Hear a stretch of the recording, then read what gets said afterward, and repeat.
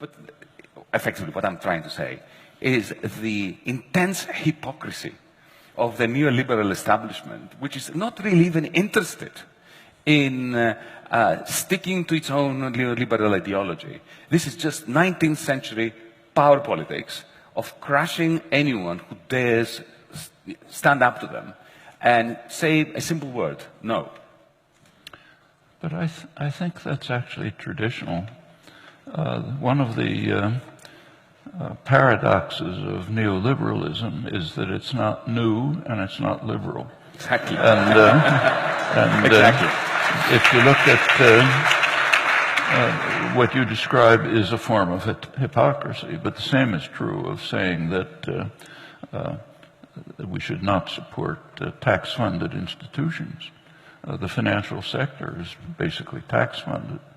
Of course. You recall the IMF study of the leading American banks, which determined that virtually all their profits come from their implicit government insurance policy, cheap credit, access to higher credit ratings, incentives to take risky transactions which are profitable, but then if it's problematic, you guys pay for it.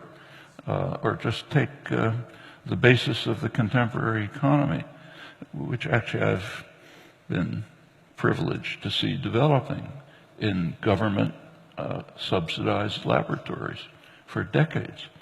MIT, where I've been since the 1950s, is one of the institutions where the government, the funnel in the early days was the Pentagon, was pouring in money to create the basis for the high-tech economy of the future and the profit-making of the institutions that are regarded as private enterprises. It was decades of work under public funding with a very anti-capitalist ideology. So according to capitalist principles, if someone invests in a risky enterprise over a long period and 30 years later it makes some profit, they're supposed to get part of the profit. But it doesn't work like that here. It was the taxpayer who invested for decades. The profit goes to Apple and Microsoft, not to the taxpayer. Indeed. If you take an iPhone apart, every single technology in it was developed by some government grant. And for every single one. And for long and some period. of them by government grants from other countries, yeah. like Wi-Fi from the Australian and Commonwealth. You see an interesting picture of it from a place like MIT or other major research institutions.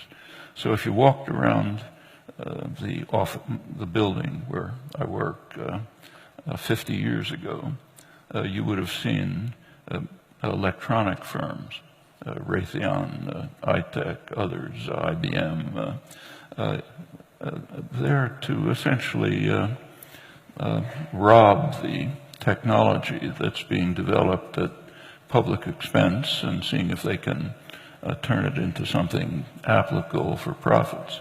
You walk around the institution today, you see different buildings.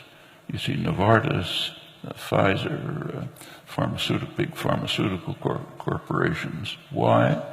Because the cutting edge of the economy has shifted from electronics-based to biology-based. So therefore, the predators in the so-called private sector are there to see what they can pick up from the taxpayer-funded research in fundamental biological sciences. And that's called free enterprise and a free market system. So speak of hypocrisy, it's pretty hard to go beyond that.